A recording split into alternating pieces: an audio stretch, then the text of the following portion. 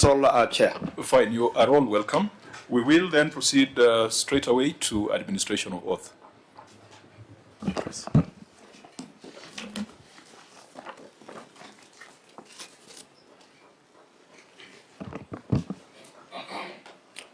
I, Patrick Keturetu Lentutu, do solemnly swear that the evidence that I shall give before this committee in respect of the matters before the committee shall be the truth, the whole truth, and nothing but the truth, so help me God. You'll proceed to table your written responses.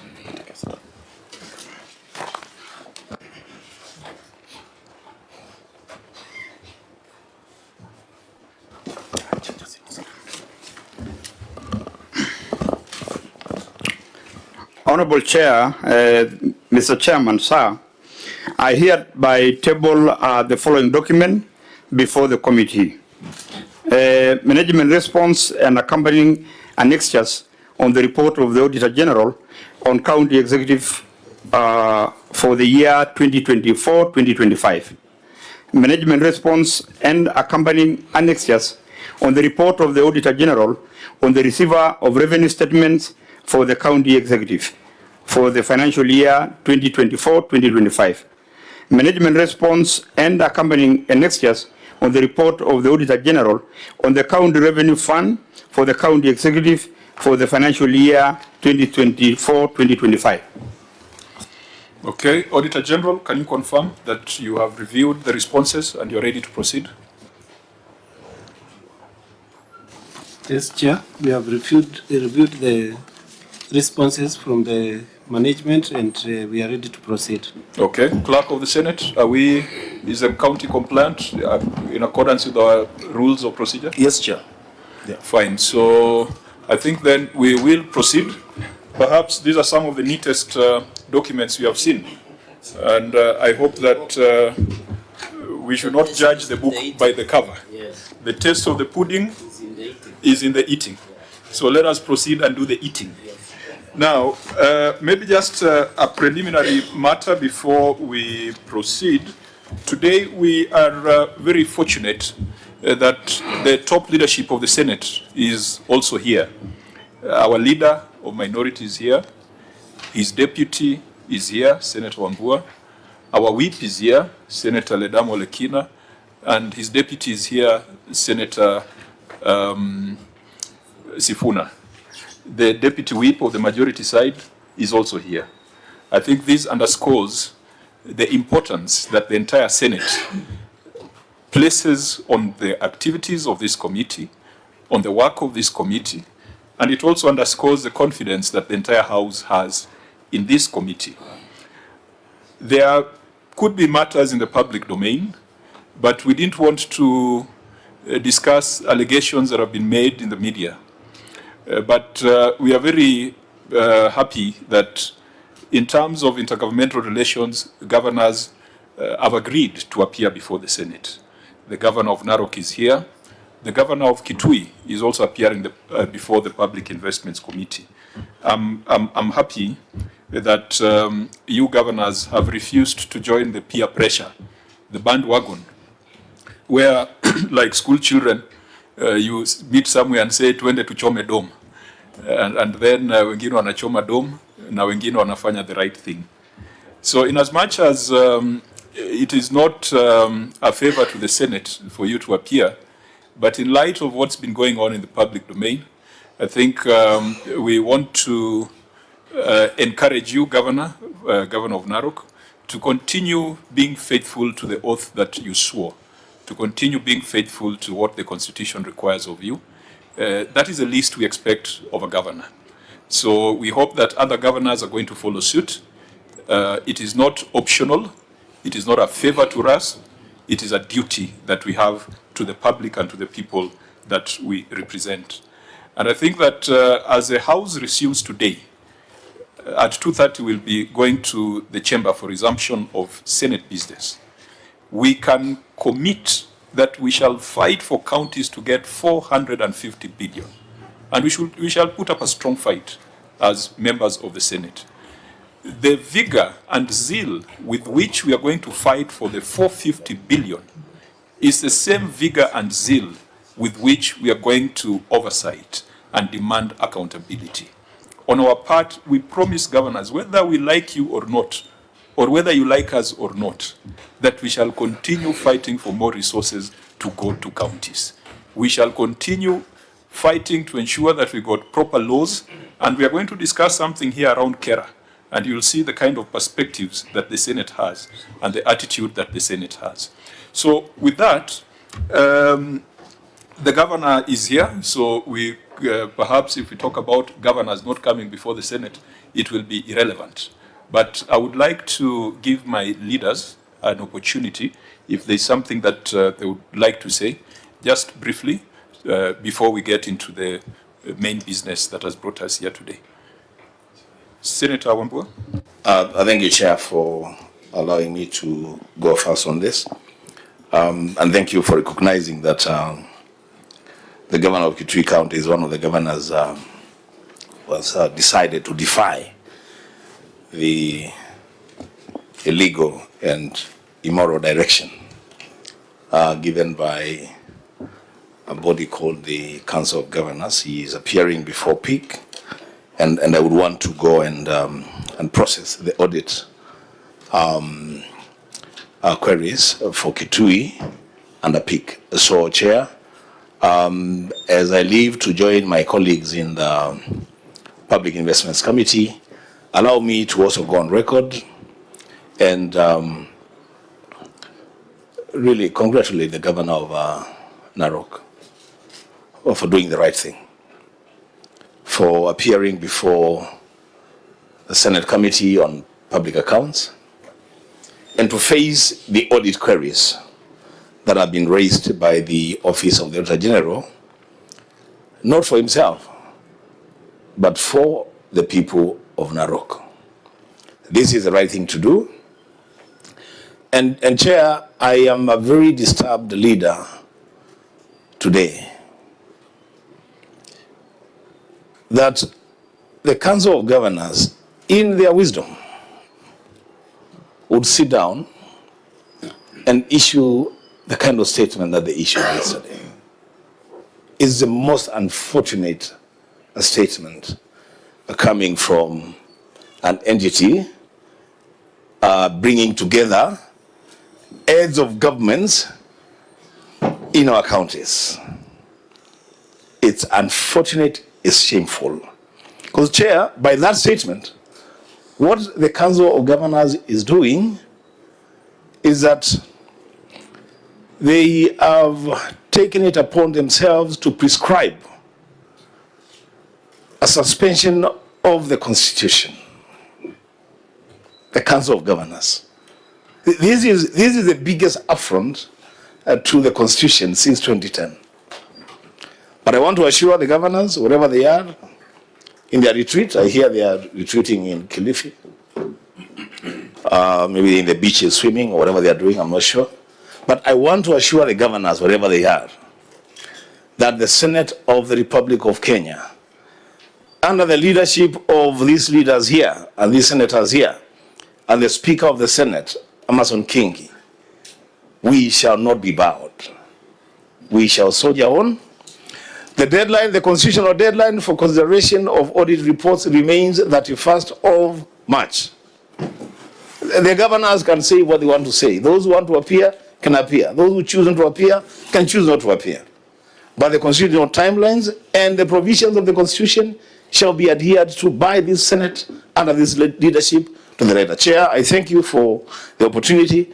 I will rush to go and process audit queries in Kitui, and if we finish in good time, I'll be here to process audit queries from Muranga. I thank you, Chair. Thank you, Senator. Senator Sifuna. Yeah, thank you, Honorable Chair. First of all, Governor and the team from Narok, welcome to the Senate. We are happy that you are here, that you did not follow that unconstitutional and illegal directive from the Council of Governors.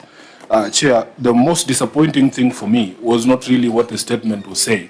It was actually who was reading that statement, because he's a very senior member of my party, which is known as the party that basically birthed this constitution, the late Raila Odinga, he was known as the father of devolution. So it was very disappointing that the governor of Wajir was the one reading a statement saying that they can refuse to appear before a constitutional institution with a mandate of oversight. Governor, we have had many of your colleagues. He was very respectful, and he came here, Chair, prepared. I am at least happy, just on the look from a casual observation of the way the documents have been prepared, that you might be prepared. We will get into it, but it looks like you're prepared. There are some colleagues of yours who come here unprepared. They have no documentation, and they expect us to paper over issues. That is not going to happen. You took an oath, we took an oath. I took an oath, and I take my oath very seriously, Governor, to protect counties and their governments. You have seen us fighting for resources for you. You have seen us push back against excesses of national government whenever they want to cross a border. But we have to, just like the chair said, also robustly follow on the usage of those resources. Your colleague from Embu was here.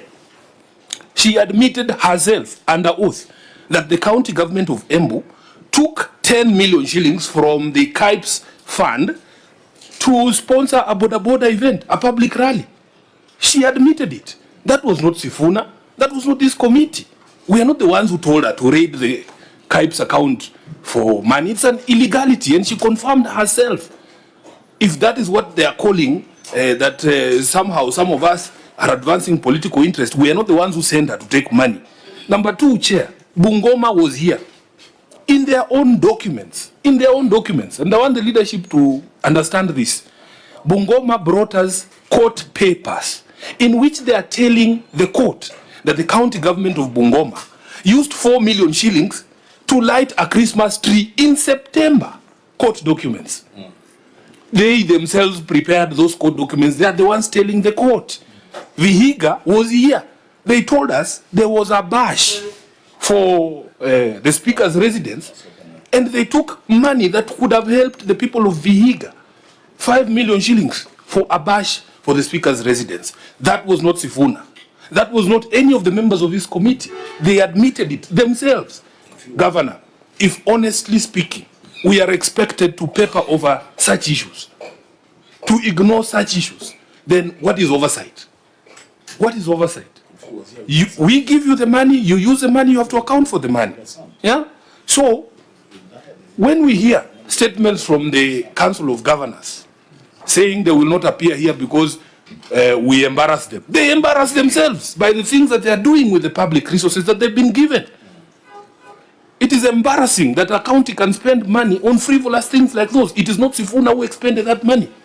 So they come here unprepared, no proper documentation. You try to follow a conversation, they run away from their own documents. It happens here all the time. You ask a governor, you have brought this document here.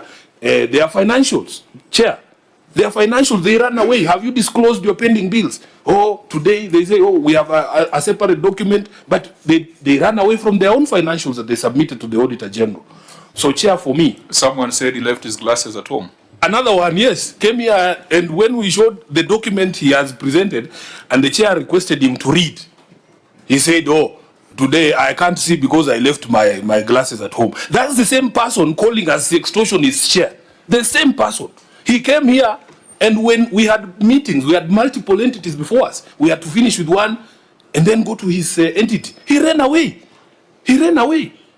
And then he has the audacity to go to the media and say, oh, this committee should be disbanded and reconstituted. The Senate Committee on Public Accounts is not an appendage of the Council of Governors. When you do your committees, Governor, I don't know which committee you are on. We have never said that, oh, you can't have so-and-so as the chair of finance in the Council of Governors. That's your business. So for me, Chair, I think I like that you issued a statement yesterday, but I don't think that rebuke is enough. I don't think that rebuke is enough. The Council of Governors has to be told in no uncertain terms that there's 67 senators and they think if you substitute Sifuna with somebody else, that other senator will ignore the fact that you spend money on Christmas lights. Which senator in that house did not take the oath Sifuna took all of us will ask about how you're spending money. So my leaders are here. I don't have to be on this committee, Senator Olekina. I'm telling you as my whip. But I have faith and confidence in all of us, the 67 senators, to ask these questions on behalf of the people of Kenya. I thank you, Honorable Chair. Okay, honorable members, let's also remember that we are not dealing with an errant governor. We are dealing with a governor who has, who is fulfilling his duty to the public. So, is there any? I know my leader is here, so maybe I'll give him the last word. Senator Cherargei, before the whip and then minority leaders. Yeah. I would essentially want to communicate through the interrogation, but as we have directed, I think I largely agree with my colleagues. The appearing before the Senate is not a privilege, it's not a favor, it's a constitutional obligation. The way we fight for resources to go to our counties is the way we demand accountability. And you know, Council of Governors is an unconstitutional body, it's a club of billionaires. Some of them are running away from corruption cases, and we know a number of them. I saw one governor making serious allegations that this committee should be disbanded. I agree that this committee is not an extension of Council of Governors. That governor will run away, but we'll catch up with him because he must account for the resources that goes to Tharaka County. Chair, this committee, I've sat long enough, and I think I used to serve with Olekina, and I knew yourself. I think I now deserve a title of ranking member of this committee, Chair. And I've seen so many governors come and go. So the essence we are just saying in agreement with my leaders is that some of us don't have to sit here. But all the 67 senators will ask. And I agree, the problems governors are easy in their own making.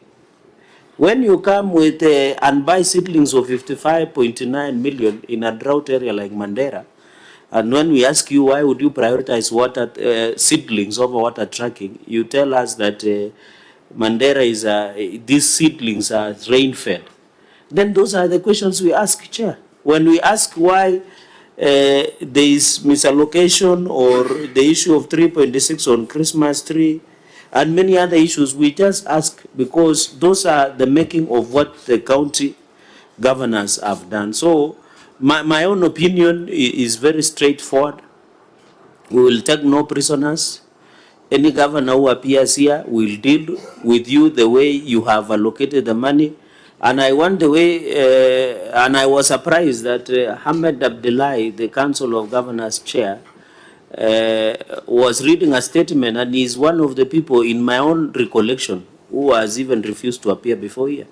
Wajir has a lot of problems, including drought. I wish, Chair, in conclusion, the retreat your colleagues did, Governor, was to discuss about drought situation in northern Kenya, to discuss about education crisis on bursaries and scholarship, to discuss on how we can intervene on policy and ensure that we allocate 450 billion, and to fight against the global co-functions by other entities of the county government. That would have been better, but for heaven's sake, to sit in Kwale for personal escapades and watching the waves of the sea does not make sense to some of us, and that money should have been put to use. So, Chair, I agree with my colleagues. We will keep soldiering on.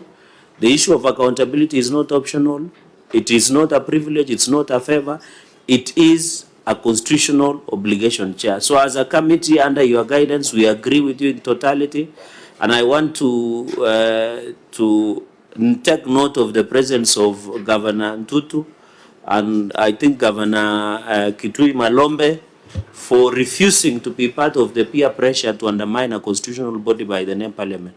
So, Chair, I yield back, and we will keep it on. Thank you. Senator Ledama.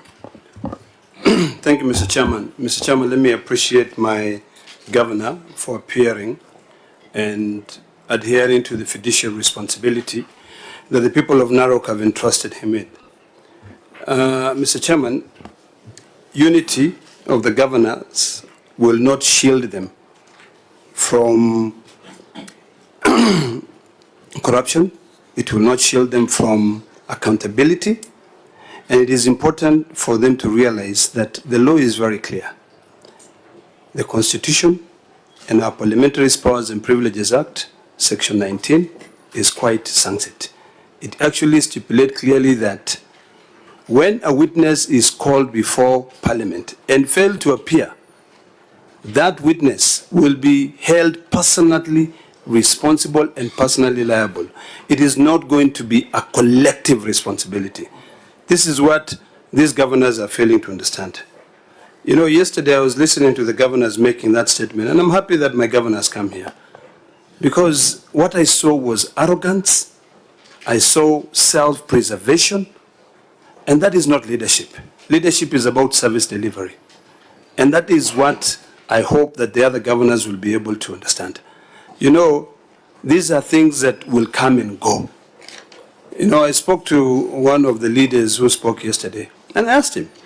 And one of the biggest problems that he had was that he was being embarrassed. If your documents are an embarrassment, you'll be told.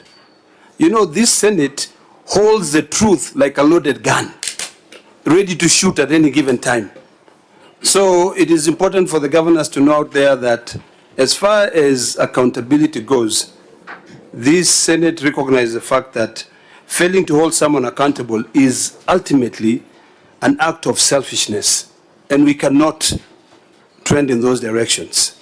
So, Mr. Chairman, I appreciate my governor for appearing, and I hope that those governors who are there, and particularly the leadership of the so-called Council of Governors, will borrow a leaf from the former chair of the Council of Governors, Wycliffe Ambetsa Oparanya. He went, made a statement, and immediately the next day he appeared before PAC. He said we will not appear, but the next day he appeared. So, Governor, thank you so much for appearing. Honorable members, because again, as I said, we are not dealing with an errant governor. We probably, to allow the leader of minority to prepare for resumption of the House, maybe we can benefit from his wisdom on this matter before we go into the audit interrogation. Asante mwenyekiti. Cha kwanza ambacho nataka kusema ni kwamba nataka kutoa kongole kwa gavana wa Narok kwa kuweza kufika mbele ya kamati hii. Gavana ninavyomuelewa ni kwamba ni mtu mstaarabu sana. Hiyo ilitokana na ile familia yake. Kuna yule mkubwa wake tulikuwa naye katika Senate ile ya kwanza. Yule mkubwa wake, hata huyu ni kama nilikuwa naangalia nikafikiria ni mtoto wake, kumbe ni ndugu. Alikuwa muungwana sana. Kwa hiyo nafikiria hizo ni tabia ziko ndani ya familia, na nataka kumpatia kongole sana. Cha pili ni kwamba ukiwa umeishi Kilifi utakuwa pia wewe ni mtu muungwana. Huyu alikuwa mtawala akiwa kama dio kule Kilifi. Kwa hiyo ni mtu ambaye watu wa Kilifi walimtambua sana na walimpenda katika kazi yake aliyokuwa akifanya kama dio. Nikisema hivyo ni kwamba nataka kumwambia karibu sana katika kamati hii, na hii kamati itachunguza, na vile vile yote utakaoulizwa ukiajibu kisawa sawa watakuwa hawana shida na wewe. Huo ndio uungwana tunasema, sio kukataa mwito. Cha pili ni kwamba uko na seneta hapa anaitwa Ledama Olekina. Ni seneta mjasiri sana ndani ya bunge la Senate. Kitu chochote cha Narok anaweza na support, kikiwa ni kizuri kina support mambo ya Narok, na pia vile vile kama kuna tashwishi kidogo anatetea sana mambo ya Narok. Kwa hiyo uko na mjasiri ukiwa hapa kwa kukuangalia mambo yako ndani ya bunge la Senate. Wana speaker, utanipatia nafasi sasa niende kwa ile vile ambavyo nimekuja kusema hapa, ya kwamba hii kamati ya CPAC ni kamati kuu katika zile kamati zote tulizo nazo ndani ya bunge la Senate. ni kamati ya juu sana, na sisi sote kama wabunge wa Senate tuna imani sana na kamati hii, na jambo lolote kufanya kuweka sifa mbaya ama kuweka tashwishi mbele ya Wakenya, hiyo ni jambo ambalo sisi hatutakubali na tunalikemea zaidi. Ya pili ni kwamba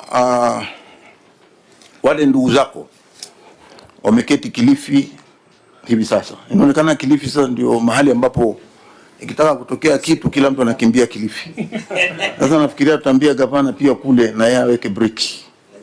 Maneno hii ya kutangaza Kilifi kwa njia ambayo sasa inaonekana inaendelea kutupatia sifa ambayo mimi naona sio.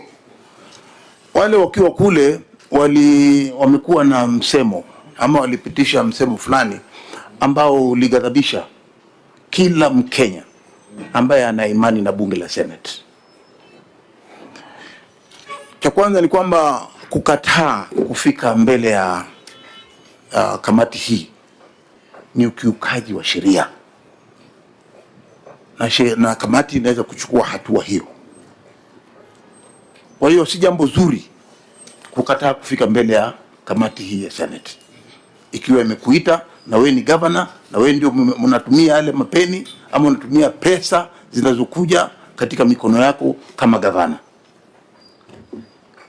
Kwa hiyo mimi nataka kusema kwamba ile statement walisema ya kwamba hapa kuna maseneta ambao wanajihusisha, mimi nataka kuchallenge na kuambia kwamba hakuna hao maseneta wote, hata sisi ambao hatuko katika hii kamati tuko na imani na hii kamati ya Senate ile ambayo inachunguza matumizi ya pesa ndani ya kaunti zote 47. Kwa hiyo bwana mwenyekiti, mimi nataka kumalizia tu nikisema ya kwamba Auditor General, mchunguzi wa pesa zinazotumika katika ndani ya serikali na pia serikali zile za ugatuzi zote 47, ameandika, na kazi ya hii committee ni kuangalia ile ripoti yake, na ikiona ile ripoti yake si nzuri, wana haki ya kuita ile county wakiongozwa na gavana wao kufika hapa kujieleza zaidi kulingana na yale matashwishi ama matumizi ambayo yameambiwa na Auditor General ambaye ndio mkaguzi wa pesa za umma, akisema kwamba umetumia pesa vibaya. Senate iko na kamati ambayo inahusika kuweza kuita huyo gavana ambaye anahusika kuja kujibu maswali ni kwa nini alitumia hizo pesa kwa hali mbaya.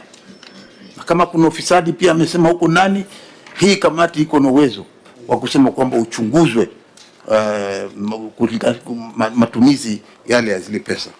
Kwa hiyo mimi nasema ya kwamba katika kipengele cha katiba, kipengele cha 229 na vile vile kipengele cha 125 imepatia mamlaka hii kamati, imepatia mamlaka kuona ya kwamba imeweza kuchunguza matumizi ya pesa yanavyotumika katika serikali zetu za ugatuzi. Hakuna kipya ambacho wamefanya ambacho magavana hawajui.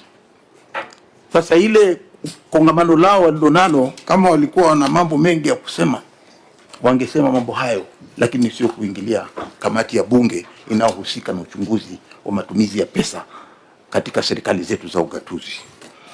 Na pengine kumalizia, bwana mwenyekiti, mimi nataka kukemea vikali, nakemea vikali maneno yote ambayo yameongeleshwa na ile wanaita COG ama ni ile Council of Governors, ile statement waliosema ya kujaribu kukashifu kamati ya bunge ambalo liko na imani, bunge la Senate liko na imani na kamati hii. Nataka kukashifu na kusema ya kwamba wasijaribu kuharibu jina la kamati yetu ambao sisi sote tuko na imani nayo. Kama kuna chochote wanachokuwa nacho tashishi nao, wakuja hapa mbele waseme. Uwanja ndio huu, sio kukimbia hii kamati. Asante sana mwenyekiti kwa kumpatia nafasi. Asante sana kiongozi. Chair, with your indulgence, sorry for going back. Sen.Sifuna, now that you are Secretary General of the party and the chair of COG is a member of your party, is it too much to ask that you move the party to summon him and appear for disciplinary action for undermining one of the principles of the party and threatening the legacy of Raila Odinga? I think that is my request. Thank you, Chair. I don't think that the chair of COG is acting under instructions from the ODM party. If they are doing monkey business in the county, it's not sanctioned by ODM. And he will come here and will explain himself. I think I want to appreciate the comments by my fellow senators. And two key things have come out. And let me just put it plainly. If you come here with embarrassing records, we will embarrass you. If you come here with embarrassing responses, we'll embarrass you. If your audit reports are an embarrassment, indicative of theft, we will not bembeleza you. If your physical appearance is an embarrassment, we will embarrass you. But if you are organized, the way we can see, the order in these responses, then it's like a tennis game. We serve and we respond to your service. The other thing that has come out is that the Senate is ready and willing to work and improve relationships with the leadership of the counties that now sits together as a Council of Governors. But we are concerned that the Council of Governors is becoming a gossip club and that the Council of Governors is becoming a trade union to defend impunity. We will not avail ourselves as a Senate to discuss gossip. And the Speaker of the Senate, I think, has put out a strong statement this afternoon, saying that instead of gossiping and mudslinging, provide evidence to support any allegations that you might have on the conduct of members of the Senate. But we will avail ourselves very readily and very quick if the conversation is about the drought situation in the 23 counties. Governor, I passed through Narok over the weekend and I could see that parts of Narok could be suffering severe drought. If that is the agenda, we will come, we'll suspend all our business and we'll avail ourselves. We'll avail ourselves if the discussion is on how to raise 450 billion as division of revenue. We will avail ourselves if the discussion is how to ensure that there are strong intergovernmental agreements, because the national government is doing a lot of housing projects on county land, markets, stadia, and I think even hospitals. I think there's an audit query here where you have transferred your hospital to the DOD. We'll avail ourselves for that conversation. We'll avail ourselves for a conversation on how to improve the lot of ECD teachers. We'll avail ourselves for a conversation on how to transfer the roads function to counties, and that is in this audit report. But we will not avail ourselves for a conversation on gossip, mudslinging, character assassination, and I think, as I said, the guilty are afraid.